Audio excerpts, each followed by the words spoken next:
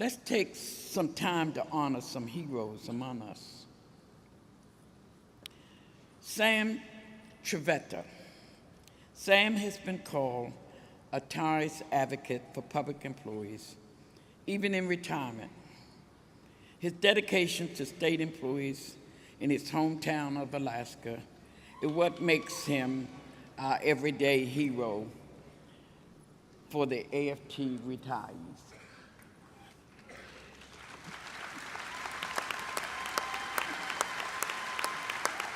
Sam spent his 30-year career working for the Alaska Department of Correction and was a member of the Alaska Public Employee Association. When he retired, he became a member of the Alaska Retired Public Employees Association and served in nearly every capacity, including president. Sam was appointed to the Alaska Retirement Management Board in 2006 in that role. Sam got to know most of the state lawmakers on a first-name basis and learned every policy law and procedure concerning public retirements. System in order to look out for the retirement of the Alaska public employees. Please welcome Sam Trivette, our everyday hero for AFT retirees.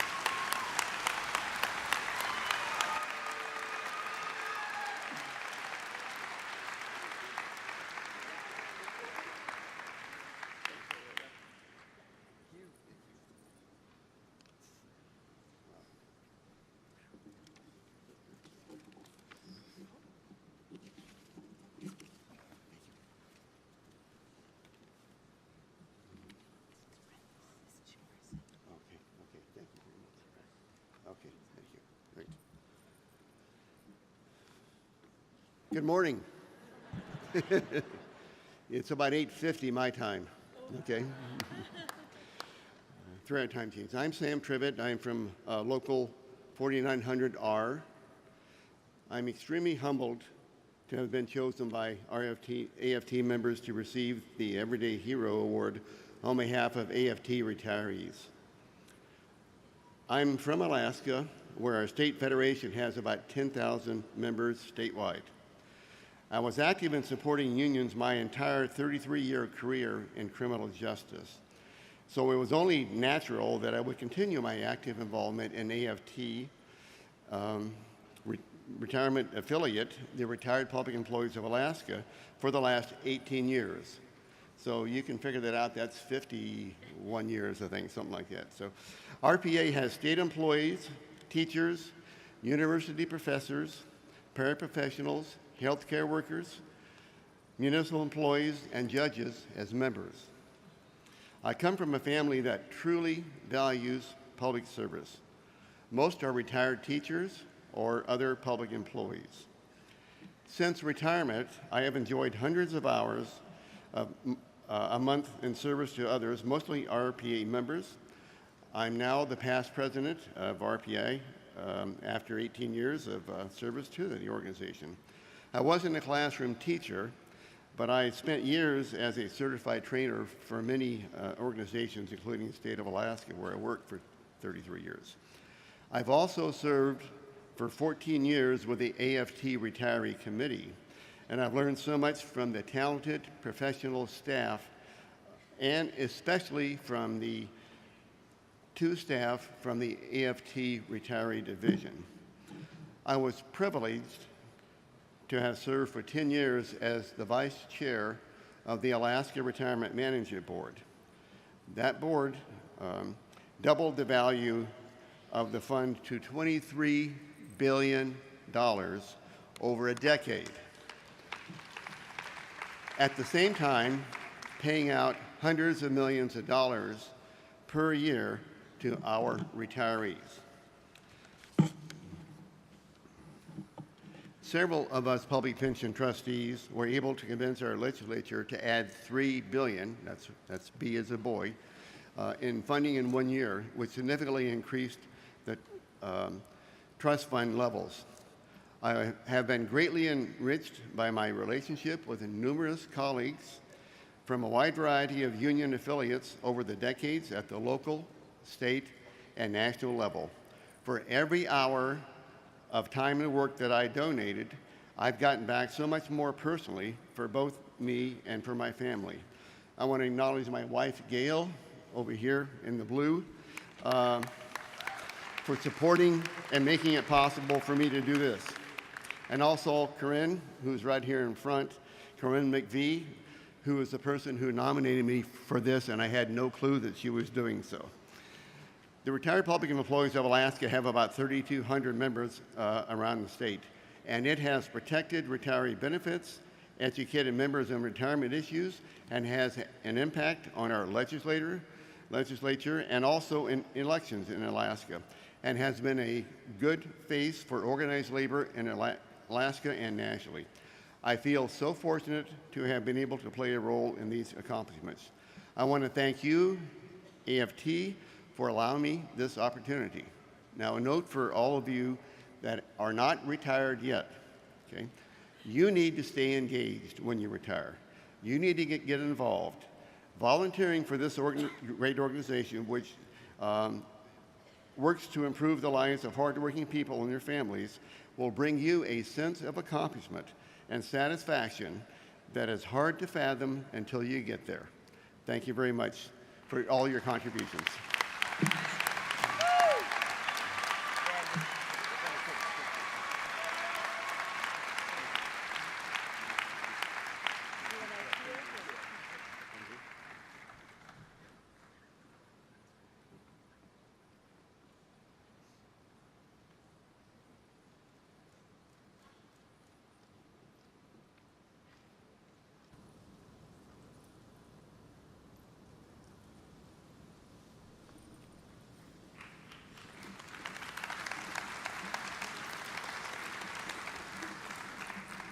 The everyday hero I want you to meet now is the right woman for our troubled times. Brenda Johnson shines love and hope on kids who tell her they are on their last straw. Brenda works right here in Minneapolis at a high school within the Hennepin County Juvenile Detention Center. In a home where Brenda says, and I quote, "Kids often look at the police and correctional workers as being their enemies, and I am not their enemy." Brenda works to build trust with the students. She builds also much trust that kids say they wish she was their mom. She builds so much trust that her work interrupts the cradle to the prison pipeline, and so much trust that the Minneapolis police chief asked her to help on a task force, and so much trust that she delivered a national model for engaging the families of incarcerated students. People from Australia, as far as Australia, to come to see how Brenda supports her students. And now I would like you to meet the AFT's PSRP Everyday Hero, Brenda Johnson.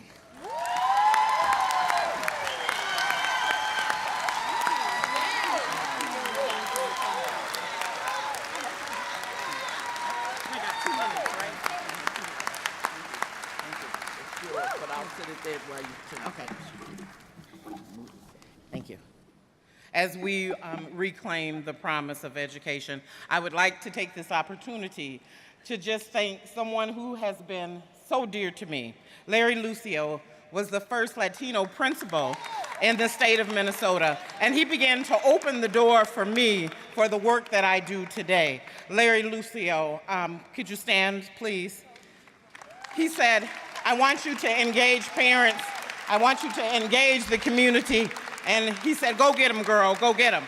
Kay Kessel, retired principal from Minneapolis Public Schools, a member of the League of Women Voters. She nominated me. We talk about that hard thing called white privilege. We have the tough conversations about it. She said, "I'd like for you to go with me to the legislature. There's things that we need to do." So Kay Kessel and I have done work together, and I want to say thank you, Kay. Bonnie Jean Smith, an advocate, longtime advocate, PACER Center for Children and Families with Developmental Disabilities. Bonnie Jean Smith, are you there today? She is one of the ones that nominated me. My past president of Local 59, Linnea, are you here? She said, Brenda, I want you to get involved. 2 years ago, I want you to be a building steward. I want you to stand. I believe that you have what it takes to affect change. I would like you to go to the Black Caucus, and I don't want you to be quiet. I want you to stand and do the work, Brenda. So hats off to you, Linnea, for getting me involved. Denise Speck, Education Minnesota. Where are you, Denise? That is my sister Denise. She said, go get them, girl. She said that you can do the work, and I believe that I can, and I have done the work. To my ESPs, where are they? Are they in the house? Yes, my ESPs. They work tirelessly. LD, EBD, ADHD. They go into the classroom without a bulletproof vest, and they're not afraid. They love our children. We will continue to shatter that glass ceiling, and then we will roll down those crystal stairs, that thing that is called hope. We will build strong relationships. We will help reinstill that thing called hope without any judgment. Our parents are the first teachers. Our parents.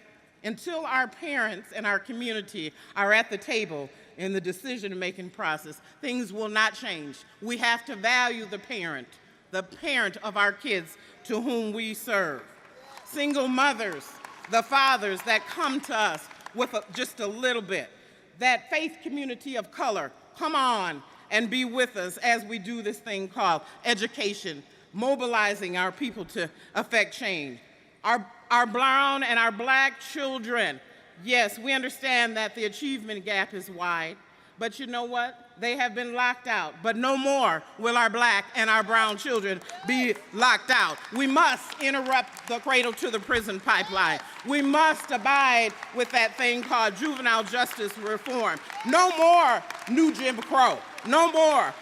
We must have the hard conversations about implicit bias, economic justice, white privilege. We must have it in our households. We must talk to our friends, our people at work. We must talk about those issues. We must fight about it, but then we can come back to the table because there's a seat for me and for you at that table. We must step up and we must stand. We must take a stand today. So I am honored today. And it's not about me. I accept this award. I will wear the title of Everyday Hero for one day, only one day, because I accept it on behalf of our children and our community that we serve in Minnesota. So with that said, thank you to AFT.